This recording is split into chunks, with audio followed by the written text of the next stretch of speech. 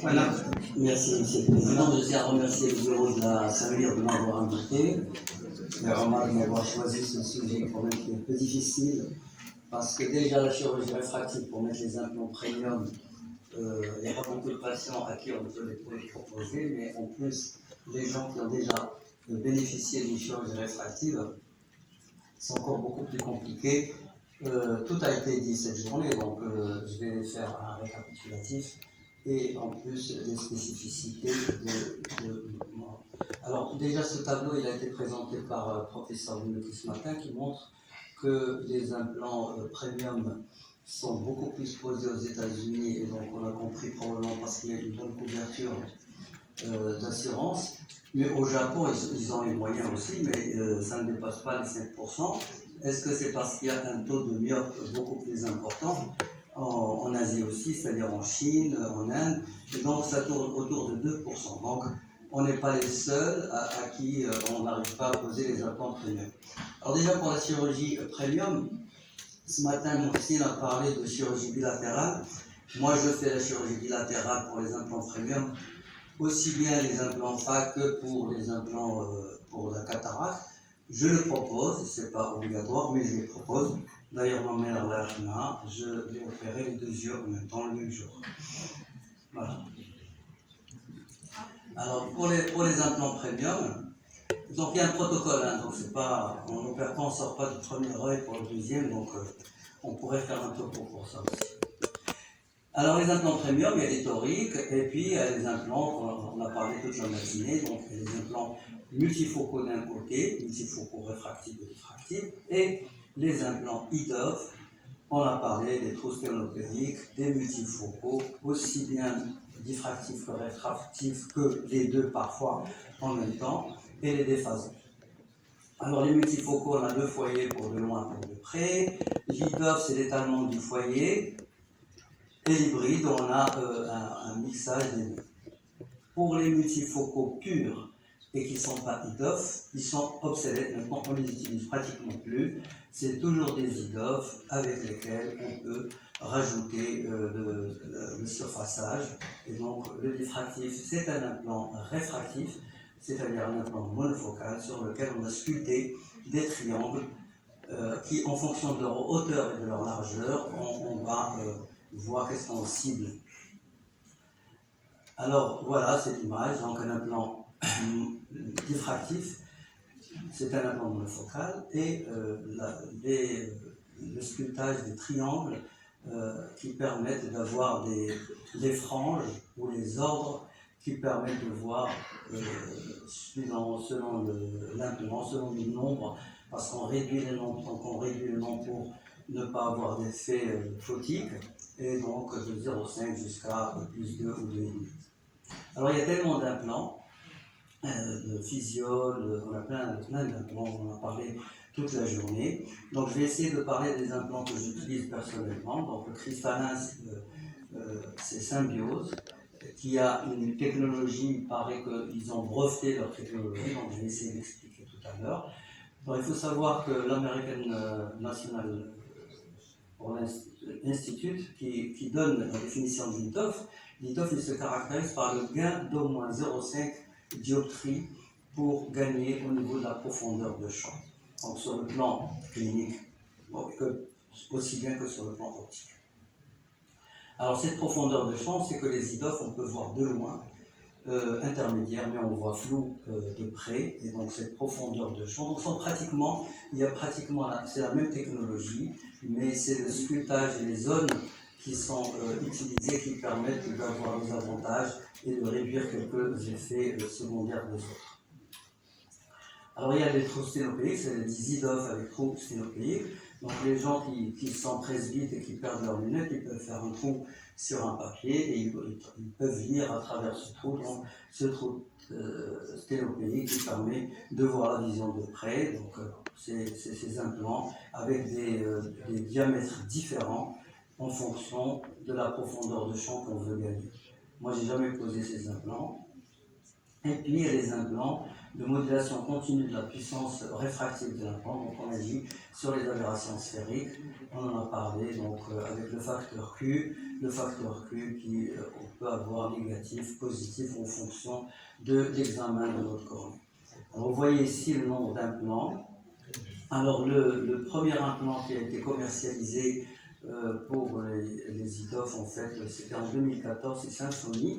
Et puis après, il y avait quelques années plus tard, le premier implant monofocal, IDOF monofocal, c'était le eHance. Je vais parler de MiniWell, parce que je les ai utilisés, le MiniWell, il y a 7 ou 8 ans, mais j'ai arrêté de les utiliser. Alors le MiniWell, c'est cet implant-là qui agit sur la modification de la sphérisité. On a une zone centrale, on a 3 zones en fait. Ces 3 zones, on a de 1 à 8, de 3 à 5, on a une zone optique périphérique monofocale, asphérique, et puis une zone centrale de 1 mm 1.8, où il y a des aberrations sphériques positives entourées d'une zone d'aberration sphérique. C'est des implants qui se descendent facilement, qui entraînent des astigmatismes difficiles à corriger. J'en ai utilisé quelques-uns, j'ai arrêté. D'ailleurs, ils ont amélioré le MiniWell, il y a le Proxima après, qui a été commercialisé. Et puis, il y a les IDOF, le monofocal dont j'ai parlé, il y en a 3 ou 4 au monde. Le premier, c'est le eHance de Johnson & Johnson, qui donne d'excellents résultats et qui permet d'avoir une vision de loin et intermédiaire.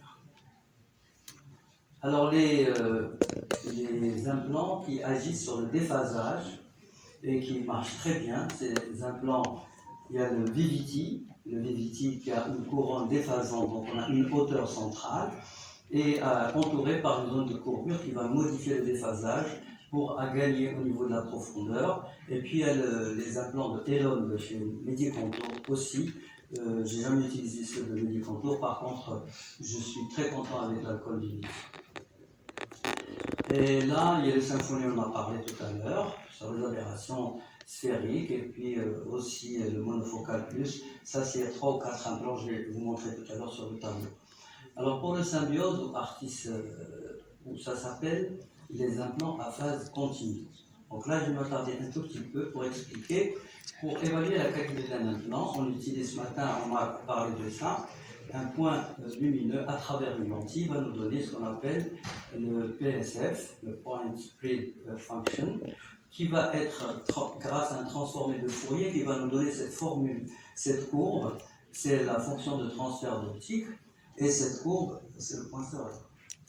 Et cette courbe, on a des zones négatives. Cette zone négative, elle est transformée en fonction de transfert de modulation, et elle devient positive. Et c'est là où il y a leur brevet, c'est cette inversion de phase. Cette phase qui est négative, c'est la zone de vision de près qu'on n'arrive pas à voir avec les autres implants, alors que les implants Artis, ils ont créé ce qu'on appelle une inversion de cette phase, ils vont la positiver, et donc on va avoir justement une bonne vision. Et on compare ici quand il n'y a pas d'inversion et quand il y a une inversion, mais quand on a la deuxième partie, donc on a une phase continue et on a une complémentarité entre l'œil droit et l'œil gauche, ça nous permet d'avoir une sorte de micro-monovision de près sans pénaliser la vision de loin.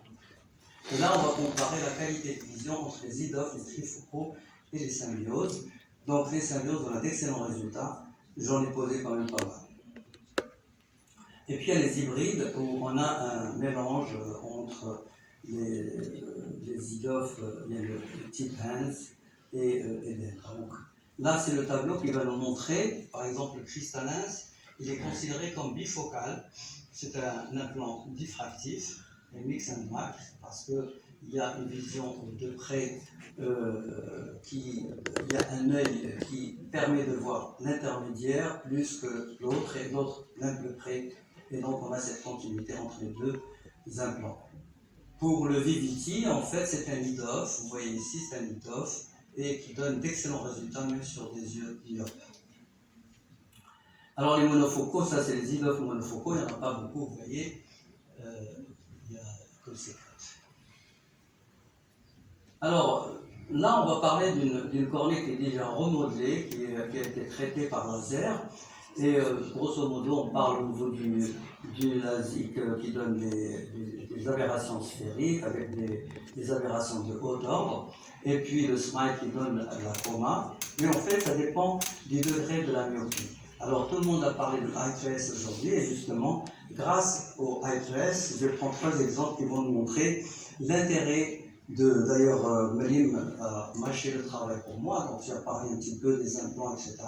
Moi, je vais montrer seulement les petites anomalies qui existent, et puis la conclusion, comme ça, pour ne pas trop fatiguer tout le monde. Alors, avec l'I3S, déjà, on voit ici qu'on a déjà des problèmes en rouge, on a déjà des problèmes au niveau de la cornée, et le cristallin n'est pas tout à fait vert. Normalement, il devrait être vert.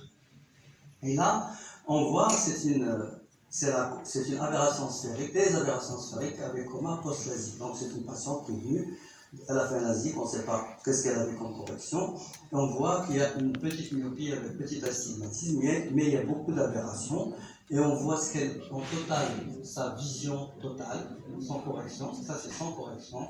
L'intérieur au niveau, c'est là, quand on voit la cornée, ici c'est la cornée performance index, et là c'est le dysfonctionnement de la lentille interne, et puis la vision totale, index.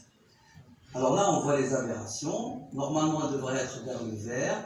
Plus on s'approche du rouge, plus c'est anormal. Et quand on fait la correction de cette myopie de l'astigmatisme, on a toujours cette vision floue au niveau de la cornée, donc du fait de la présence de coma. Là, on voit quand même qu'il y a des aberrations qui sont au niveau de la cornée, qui sont très importantes. RMS total, vous voyez. Et est-ce qu'on va toucher cette œil? Pour moi, je mettrai un implant monofocal, ou bien je vais utiliser plutôt une monovision si le patient supporte, sinon je ne fais pas d'implant premium. Là, c'est une patiente que j'ai vue il n'y a pas longtemps, la semaine dernière, je pense qu'elle a été traitée en Arabie Saoudite. Elle avait 470 microns de pachymétrie. On l'a traité de traitement de surface jusqu'à -5. Elle est venue avec un ACE. Vous voyez là, c'est jaune. Déjà, même le cristallin n'est pas clair. La cornée a des lésions. Et on voit quand même une petite myopie et un petit astigmatisme. Elle avait une acuité visuelle à 2/10. Là, quand on corrige, on voit des lésions. Regardez, aussi bien au niveau de la cornée qu'à l'intérieur, et la vision totale. Et ici, on a les valeurs. Donc, ça nous permet, je pense que l'IPS va nous aider à comprendre par rapport à tous nos malades qu'on a traités par un plan premium. Et deuxièmement, aussi, c'est comme la topographie au début, on travaille avec la iSystem, on ne comprenait rien, et puis c'est grâce au topographe qu'on a compris le kératocone, qu'on a compris beaucoup de choses, et je pense que les avéромètres vont nous aider énormément à comprendre pour les patients insatisfaits.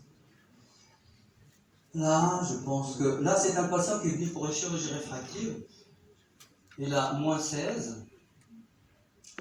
Mais en fait, le cristallin paraît clair. Mais au niveau de l'IPS, il nous dit que le cristallin n'est pas tout à fait normal. Et si on faisait une chirurgie réfractive additive avec un implant FAC, on n'aura pas un bon résultat. Regardez, la vision, déjà à l'intérieur, on n'arrive même pas à détecter, on est vision. Ça, c'est sans correction. Mais quand on met la correction, donc c'est automatique par la machine, voilà, on a toujours le cristallin qui n'est pas clair. Donc même si on met un implant, on n'aura pas une bonne qualité de vision. Donc ce sont des machines qui nous permettent de voir, regarder le tréfoil, coma, toutes les aberrations qu'il y a au niveau du cristallin. Et si on laisse le cristallin, même si on met un implant, il n'aura pas une bonne qualité de vision. Donc là, l'indication c'est de retirer le cristallin et de faire une vision. Alors ma conduite personnelle, d'abord le choix du patient, le profil du patient, etc. S'il est trop exigeant, tout ça, ça a été dit. Il faut savoir qu'on travaille sur des yeux qui sont déjà traités, donc il y a un problème de surface. Pour moi, la myopie, je ne dépasse pas -4 parce que je vais considérer que de -1 jusqu'à -4, c'est des gens pratiquement, c'est des yeux normaux. Au-delà, il y a d'autres facteurs qui peuvent être surajoutés. S'il avait -8, -9, -10, une chirurgie réfractive même cornéenne, je ne mettrai pas un implant premium, mais je mettrai plutôt j'irai vers la monovision s'il la tolère bien. Et puis le choix des implants, je pense que les implants de phase ou de modification d'inversion de phase comme Vivity ou bien cristallin, ce sont les implants que j'utilise dans ce type de chirurgie. N'oubliez pas notre journée fin septembre à Casa. Et puis, là, ça c'est une image qu'on a fait de Palestine ensemble.